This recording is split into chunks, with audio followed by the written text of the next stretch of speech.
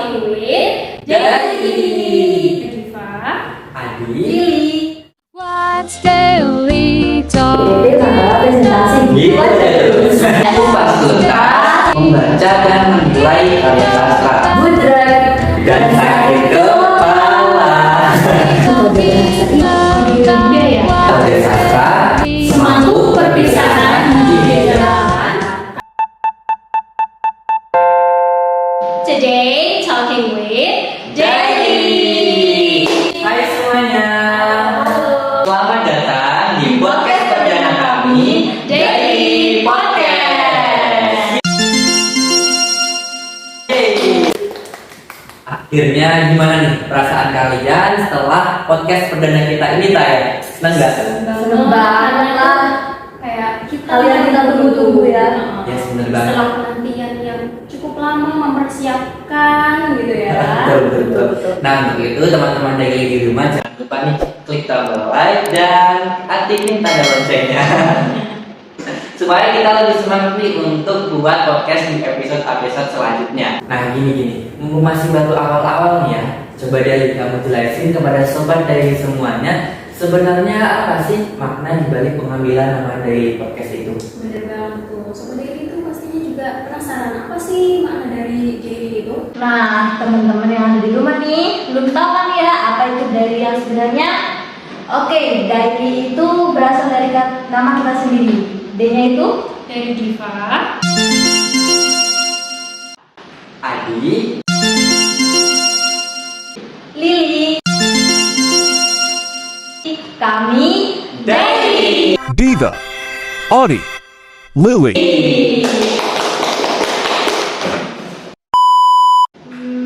Anyway guys, ini kan udah memasuki hampir 3 bulan ya. Ya. Hampir 3 bulan masa perkuliahan semester 1 sebagai maba. Nah, gimana nih dari perasaan-perasaan kalian dalam menjalani perkuliahan selama ini? Gimana nih? Katanya Lili yang paling semangat deh kuliah.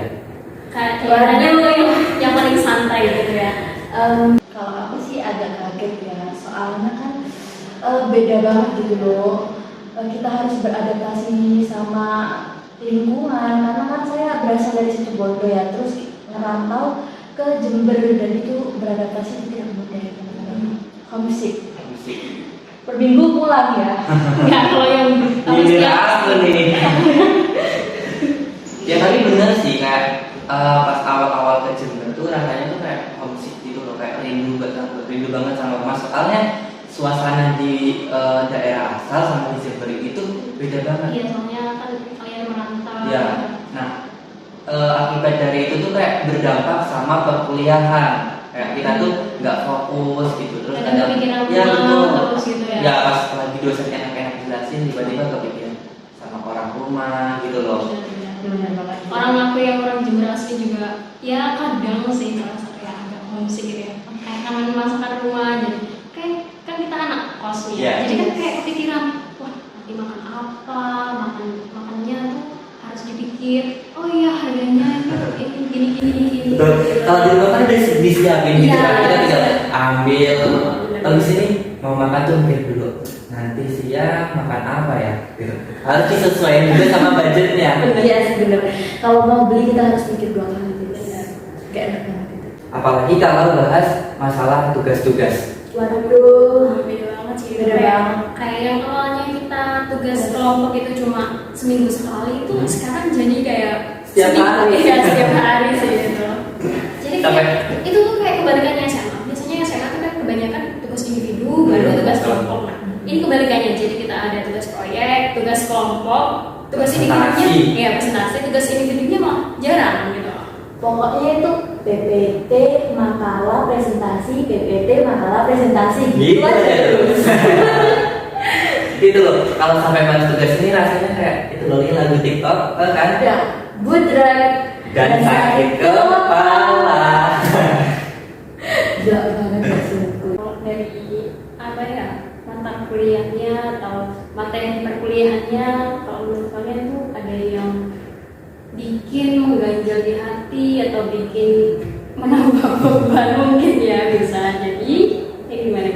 Gimana kamu dulu nih? Kalau aku ya, mata kuliah yang agak menantang gitu ya, bahasa Inggris nih. Kenapa tuh? Kenapa? Soalnya kan gini, kita semua udah masuk PBSI, Pendidikan Bahasa dan Sastra Indonesia.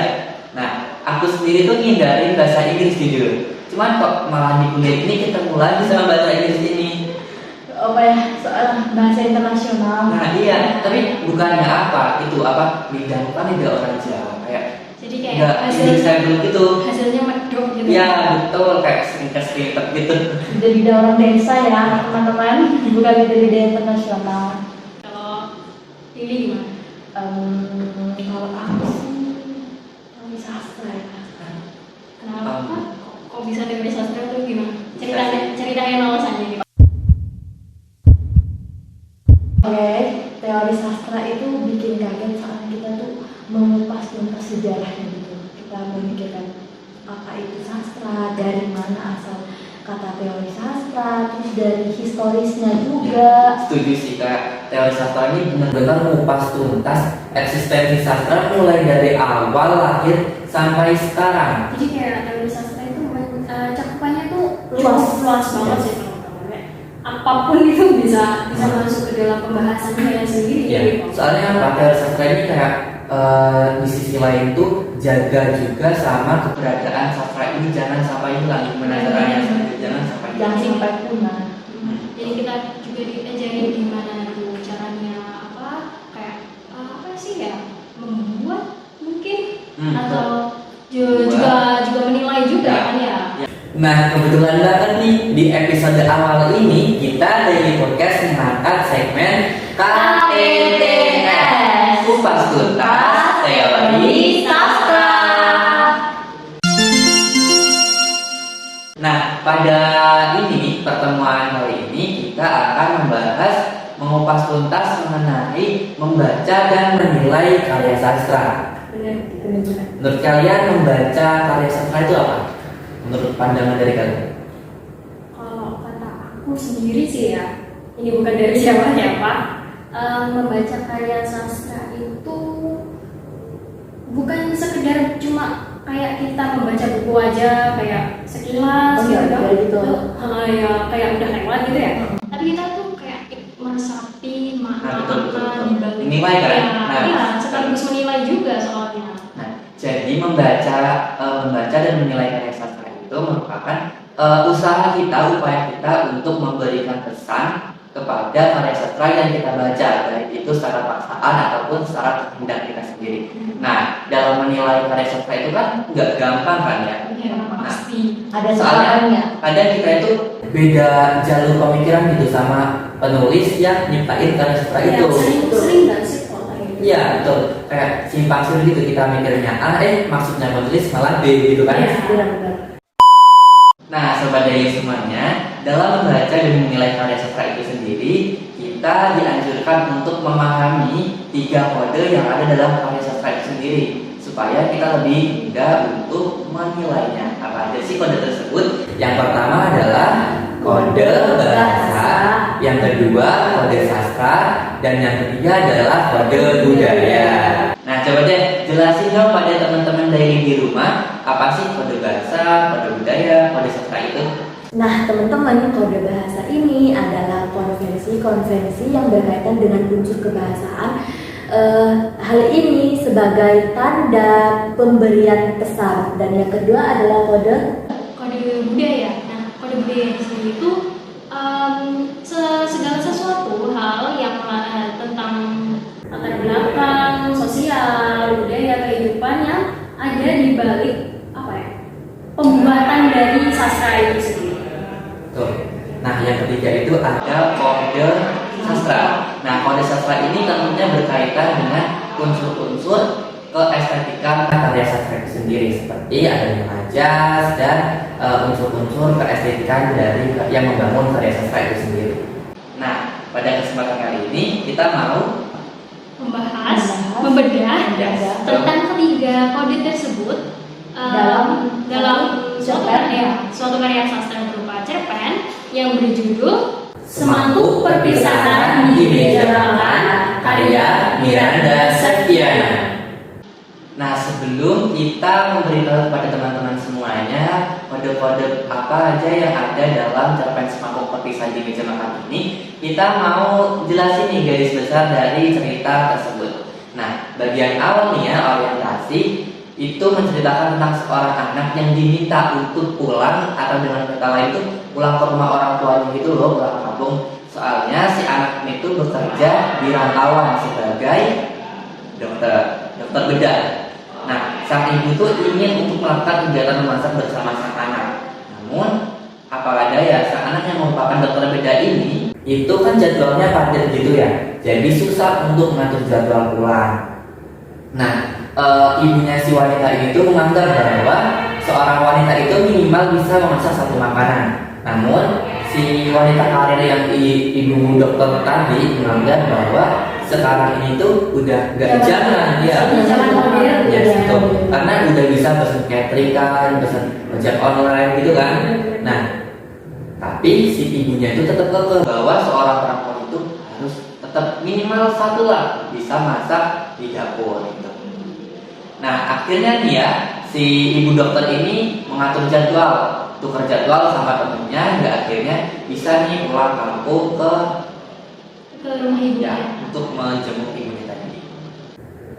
Nah, terus di bagian komplikasi hingga klimaks itu, si anak dan ibu ini itu tuh digambarkan, diceritakan udah melakukan proses memasak bersamaan. Terus tuh ada konflik-konflik kan kecil gitu ya muncul. Ada sedikit pesan-pesan tersirat. Ya. Dimulainya tuh gara-gara si anak dimarahin sama sang ibu karena salah melakukan langkah dalam memecah kemiri. Jadi dia memecah kemiri itu sembarangan, jadi kemirinya rusak. Nah, si ibu langsung kayak marah gitu. Kenapa kok kamu memecah kemirinya seperti itu gitu. Jadi si ibu juga langsung mengajarkan gimana cara memecah kemiri yang benar gitu. Terus si ibu juga menjelaskan filosofi di balik memecah kemiri yang hati-hati itu tadi gimana. Nah, kemudian sang ibu itu kan memasak nasi. Nah, ternyata beras yang digunakan itu beras yang sudah usang. Nah, kemudian anaknya kan bertanya, biasanya kan beras usang itu kan dipakai pas ada hajatan ya, kan berasnya nggak terlalu bagus banget gitu kan ya. Jadi hasilnya nanti bisa cukup gitu buat orang banyak. Nah, terus tiba-tiba itu ibunya membahas tentang bahwa itu bahwa kayak manusia itu umurnya udah nggak panjang-panjang banget, terus akhirnya semua orang akan kembali ke yang maha kuasa. Nah, intinya dari hal tersebut itu membahas tentang kematian ya. Padahal anaknya itu sendiri trauma pada saat sang ayahnya meninggal. Jadi untuk soal pembahasan kematian ini sedikit membuat anaknya canggung dan takut. Iya, jadi kayak jadi terdiam, awkward gitu lah ya. Yes. Nah, teman-teman, bagian resolusi ini yang cukup membuat kami terkejut ya. Betul, nggak nyangka sih sama endingnya yang kayak gitu. Gak nyangka banget sumpah. Soalnya pada saat di akhir ini sang anak mendapati sosok ibunya yang terbaring lemas. Ibu yang awalnya membesarkannya, ibu yang awalnya semangat untuk mengajari dalam memasak, tiba-tiba dia berbaring lemas setelah Sholat subuh. sholat subuh. Saat berzikir. Siapa yang nggak kaget coba sama Chris? Kan kemarin sorenya memasak. Iya. Tiba-tiba kayak subuhnya itu udah meninggal gitu. Dan ada kaitannya nggak sih kayak pas kemarin kan ngajarin masak, ibunya tuh nyangkut sama hajatan gitu kan. Kemudian. Nah keesokan harinya nih malah ibunya yang meninggal. Jadi anaknya yang kayak Tuh. Nah terus si anaknya itu kayak berkomitmen gitu loh, dia nggak mau pakai catering soalnya dia tuh kayak ingin merealisasikan apa yang udah diajarkan ibunya gitu. Meskipun itu cuma satu masakan aja seumur hidupnya gitu.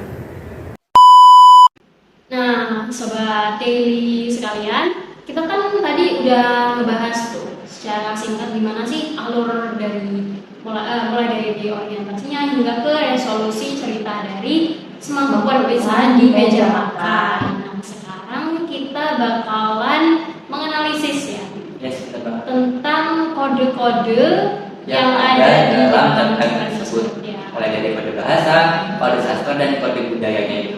Yang pertama kita mulai dari kode bahasa dulu ya. Ya, apa nih yang kamu udah temuin? Kalau aku sih Catherine, Catherine. udah jelas banget. Soalnya itu adalah serapan dari bahasa Inggris kan. Ya, benar banget. Terus tadi itu aku nemuin bougainville. Bougainville kan jenis bunga kan? Iya. Nah, dalam bahasa Indonesia ini bougainville itu artinya adalah bunga Bunga kertas. Kalau kamu di apa?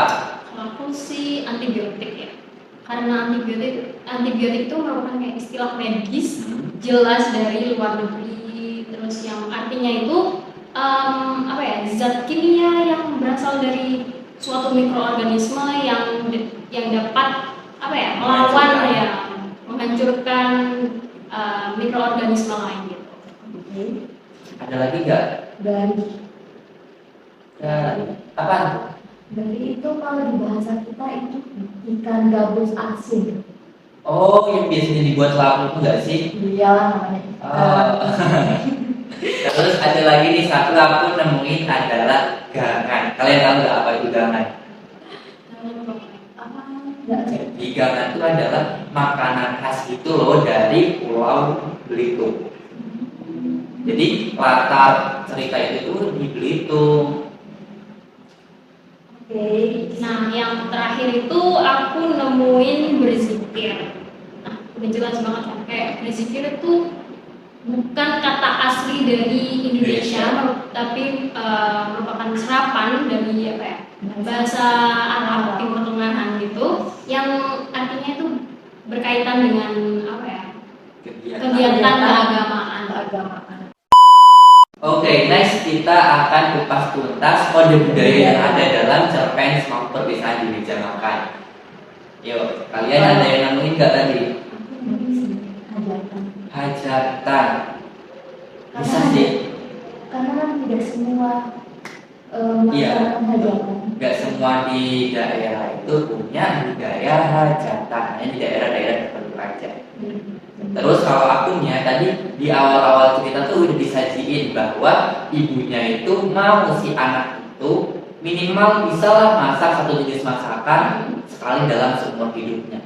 Nah, ini kan termasuk budaya kebanyakan budaya orang Indonesia kan, yang kayak menganggap wanita tuh minimal bisa lah masak satu kali gitu. Iya. Bukan minimal ya, tapi kita kayak seorang wanita kok dituntut memasak gitu. Soalnya dulu pernah ada pepatah, bukan pepatah sih, lebih tepatnya wanita tempatnya itu di dapur. Kodrat seorang wanita itu di dapur, ya nggak sih? Ya. Terus ada lagi nggak? Satu lagi. Kalau aku nemu situ yang kayak hampir akhir cerita sih, itu apa ya, prosesi turun tangan sih.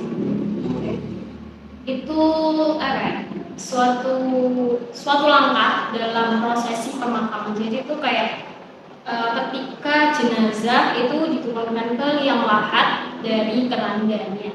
Oh, oke. Udah nih ya, nggak ada lagi ya kode budayanya. Oke, selanjutnya kita lanjut ke kode sastranya sendiri. Ada sastra yang agak sulit ya. Coba ada yang nemuin nggak tadi kode sastra? Kalau aku sih apa ya, kelihatan lumayan jelas tapi agak ragu juga pertamanya. Itu di apa ya, di dialog antara sang anak dan ibu yang membahas tentang penggunaan beras usang. Nah, beras usang ini kan yang katanya si ibu ini digunakan saat hajatan aja. Nah, karena itu menurut si ibu tuh kalau kita menggunakan beras usang itu kan jadinya banyak. Jadi cukup buat orang yang ikut hajatan itu.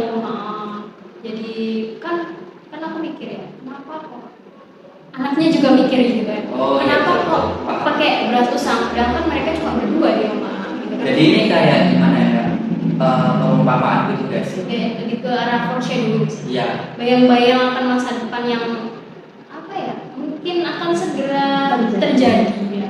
Nah, foreshadowing di sini tuh tentang kematian ibunya yang tidak tidak terkira ya oleh anaknya. Gak lama dari proses memasak itu keesokan harinya ternyata si ibunya kan meninggal kan. Iya. Iya, betul. Selanjutnya apa nih? Kalau aku sih berbuat kiamat. Kenapa? Buat dia. Karena seakan-akan ada bencana besar yang akan terjadi. Kejadian kan ibunya meninggal. Kalau di sini juga kan apa konteksnya itu ditekankan bahwa Perempuan itu juga minimal bisa masak. Kalau perempuan itu harus bisa masak minimal satu lah. Kalau Masak. enggak bakalan berdua ya. Jadi Ini tuh kayak masalah besar banget ya, gitu loh kalau kita sedikit nggak bisa. mengandung majas hiperbola. Padahal kan ya enggak segenting itu juga Betul, kan. ya, betul. Oke. Terus kalau aku tadi nemuin pas sesi masak-masak tadi ya, itu ada yang tulisan tuh mengakrabi wajan dan api. Ini tuh kayak nggak mungkin juga kan kita mengakrabi wajan dan api itu maksudnya akrabi kenalan itu kan enggak, tadinya kayak makna konotatif. Jadi mengakrabi wajan dan api itu artinya adalah berkutat di dapur atau kayak melakukan kegiatan di dapur gitu loh. Sering masak Ya, gitu ya. sering melakukan aktivitas-aktivitas di dapur. Nah, yang terakhir ini yang kata aku yang apa ya berhubungan dengan kode-kode yang udah disebutin tadi. Ya. Itu perempuan seperti sekotak bumbu dapur. Wah, apa tuh maksudnya? Nah, arti dari apa ya ujaran si ibu ini itu tuh maksudnya adalah perempuan itu nantinya akan dapat menentukan seperti apakah rasa sajian, seperti apakah rasa atau situasi kondisi dari kehidupan yang ia jalani nantinya.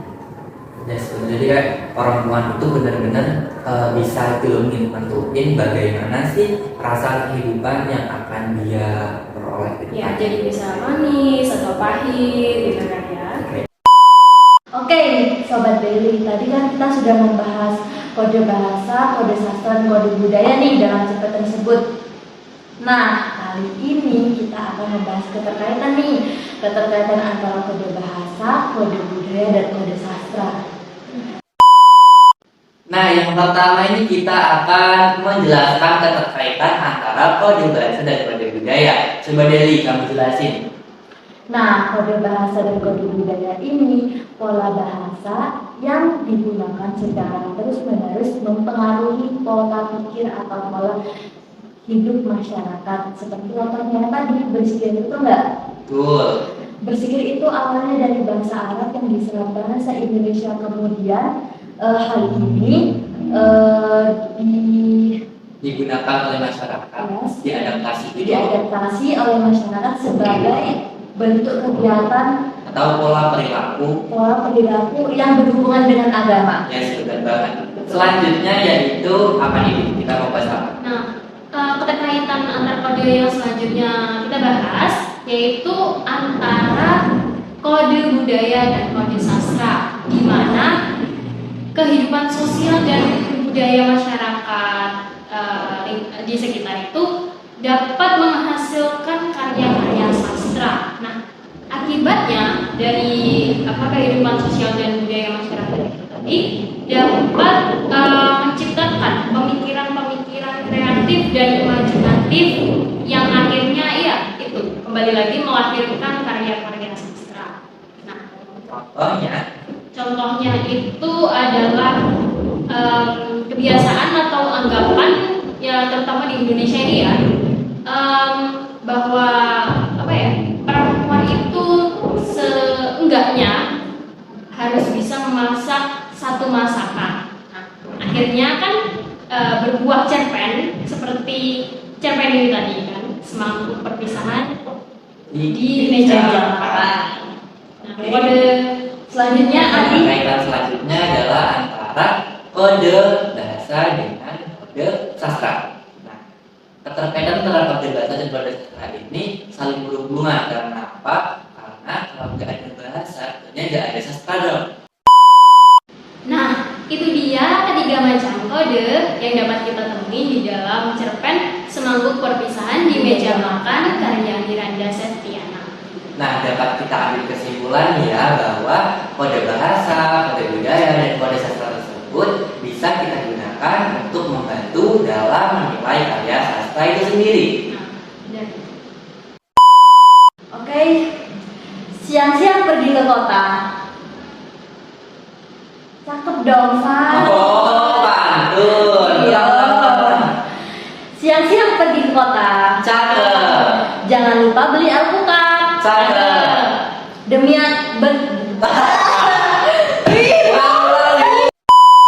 siang pergi ke kota. Cakep. Jangan lupa beli alpukat. Cakep. Demikian podcast dari kita. Semoga bermanfaat. So, thanks for tuning out in this podcast today and see you on the next podcast. Bye. Sampai jumpa di podcast daily berikutnya. Dadah.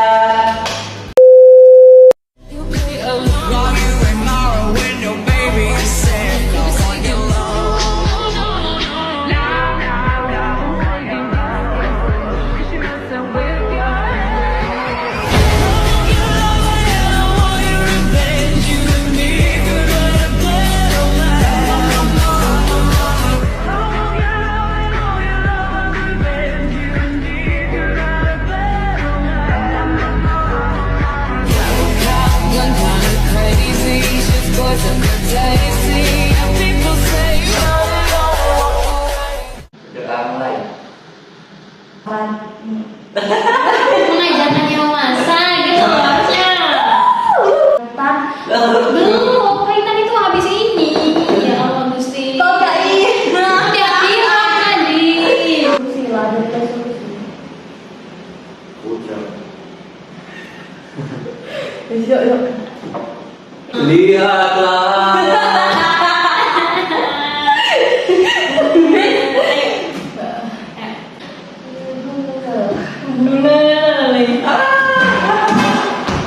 Ulang ya. Dari kita contohnya. Di kamar.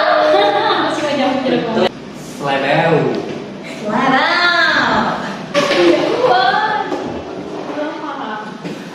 Model namanya model apa, Bang? 1, 2, 3. Media apa? Seperti ini. Apa aja? Jadi kita semua Belum sarapan. Enggak ada sarap. plot twist-nya. Twist. Plot twist. Oh,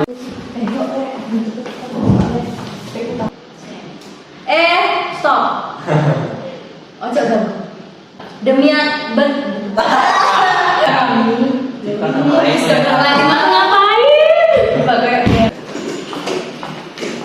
nanti lihat kamera itu juga.